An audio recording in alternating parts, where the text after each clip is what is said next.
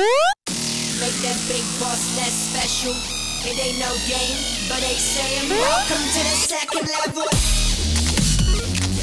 Second level. Second level gaming. Second level. Up next, we're going to be hearing from Jason, Lee, and Brianna Shuttleworth on their talk, Personal Play, Games About Us. Dun, dun, Thank dun. you. Are you ready? Yeah. All right, welcome. Thank you guys for coming. My name is Brianna Shuttleworth. I'm an artist, and a lot of what I'm making I consider personal play, and that's kind of why I'm here. I'm Jason. I'm mostly a fighting game person through competitive fighting games, and then I design games mostly, for myself as a personal person. Yeah, that's why I'm here. So this is just a short little agenda. Make sure you're in the right space. Make sure you're down with all this and you want to stay. All right? So for us, what we're talking about when we talk about personal play, it is playing with yourself. The idea of using your own personal memories and your own personal experiences as something that can be turned into a game experience, and using those moments and memories as kind of the parameters for what you're going to play with. And so why would you actually want to play with those things when those can be kind of loaded and a little bit difficult to play with? And I think there's something special when you actually get to sit down and play a game, particularly games with other people. I think you get the opportunity to create a special certain a controlled truth in the frame of the game inside that space. And I think also by using those opportunities to reflect on those situations that happen to you or any sort of experience that you may have had, you get to practice a type of mindfulness about that situation. You get to sort of journal through it through the lens of playing it and then understanding it in a way that you could not do that just simply on your own without having to then reconsider what kind of rules another person might be following. And that lets us rethink those social experiences as we kind of go through life. Yeah. Oops. So for me, I choose play because I think it is a great way to illustrate systems. And I think it might be, this is me personally speaking, it might be one of the best ways to illustrate them in an aesthetically pleasing way. And it's a way that we can play, and it has the affordance, and we get to play with each of the properties of the system individually and see them all out. Bum, bum, bum. So I also really want to say I enjoy games and play primarily because I think it's something universal. I think even though we have different types of play and games that happen in our lives, everyone to some extent has experienced it, and we're all coming from different places and having different frames of what we think about when we think about these play thoughts. Play happens everywhere around us to everyone every day, and that gives us a chance to use play as a medium to transform the ordinary into something really, really amazing.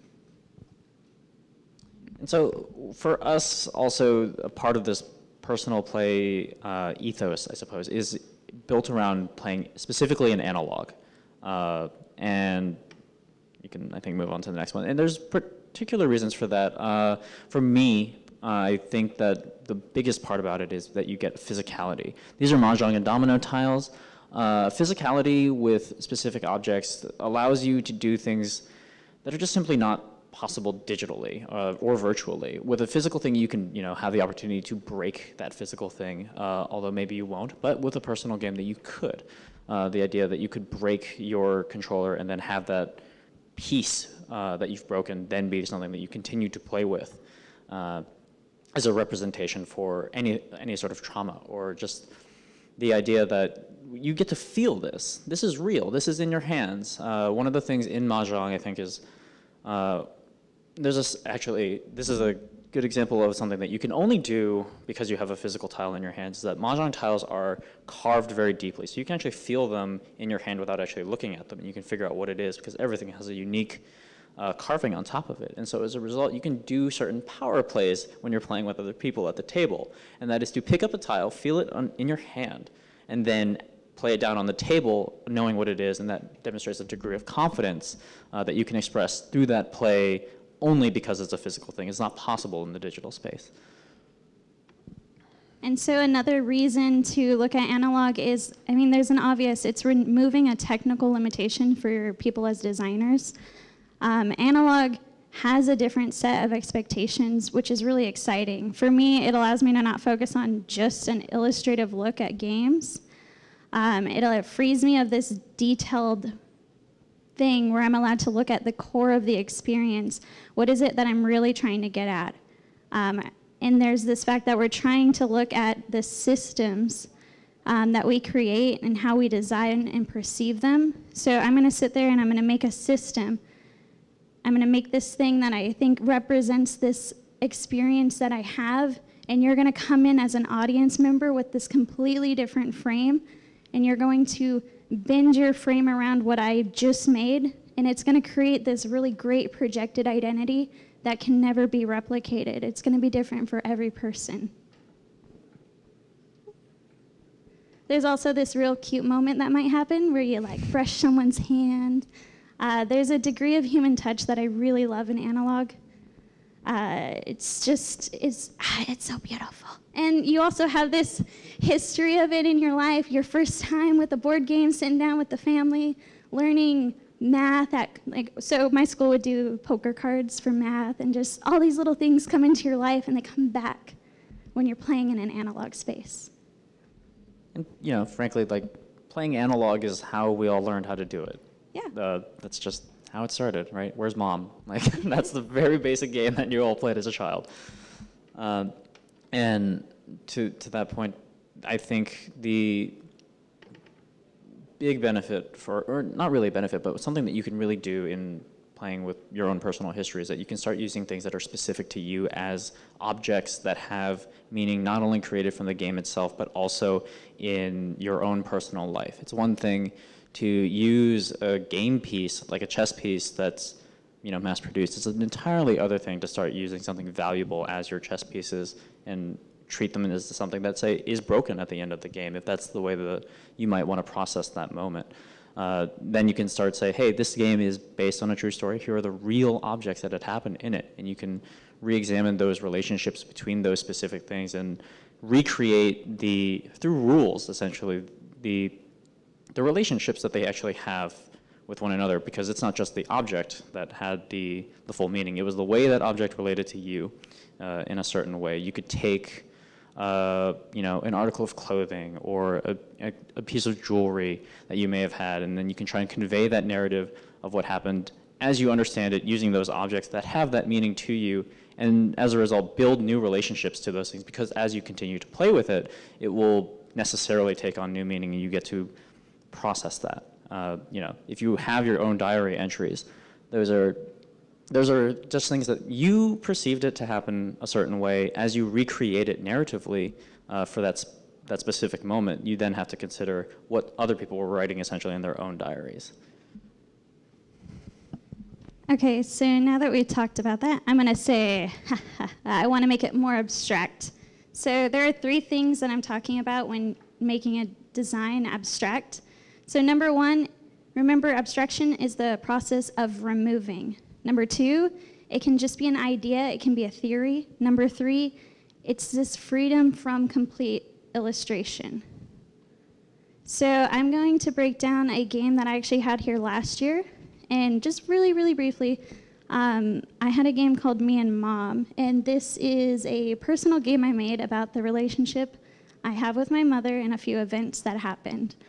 So design by abstraction is how I approach this process, because this game started very specific and it had real names, real events. It was complicated. Every character had a role. There was a story. There was a narration.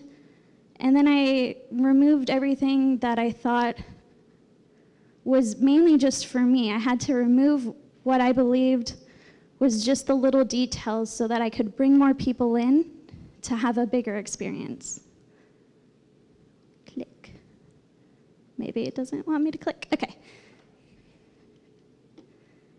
So these are going to go back and forth a little bit, but this is just an example of how the game changed. When I was first building it, it was this is like somewhat already abstract. So we have these tarot cards in the corner up here. And me and my mom used to do this all the time. So these are very important artifacts of my relationship with her. So I began like building out this story with all these cards, and you were going to unlock them.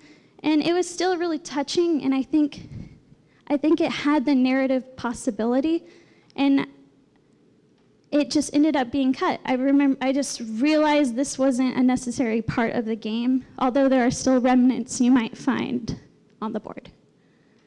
There's also this idea that how do you score something like this? When you're designing a personal experience, how do you do the rules? How do you say who is a winner in something that I just want them to have a narrative experience for? So partway through the design, I decided to just cut the scoring system, and it really it worked. It like you play it, and most of the people when they sit down and start it, they're really interested in how they win.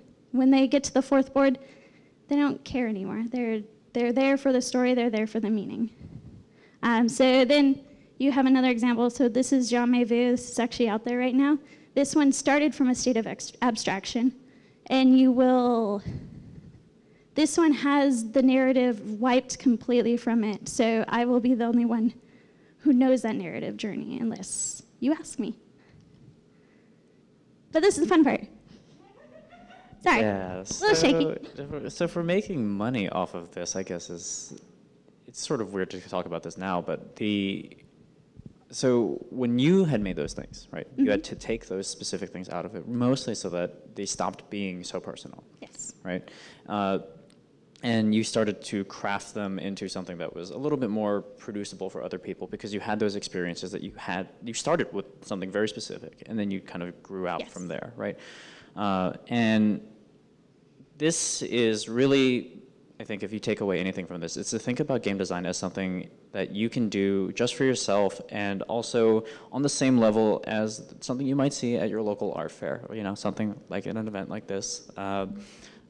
These are just quilts that people might produce for themselves, and I'm sure you're all familiar with like maybe some parents using some old t-shirts to make a quilt, or artwork that you use from things that you have around your house. Game design is really no different.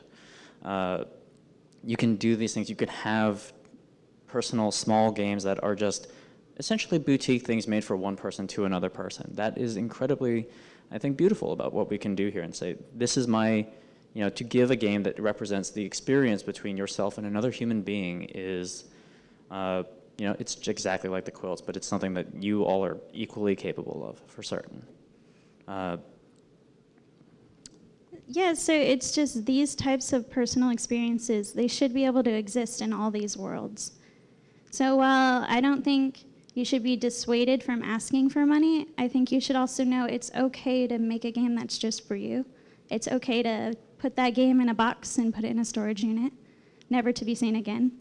It's okay to pull it up for family night or try to put it on a gallery wall.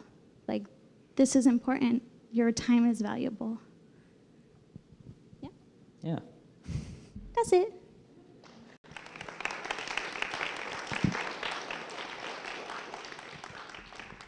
It ain't no game, but they saying welcome to the second level.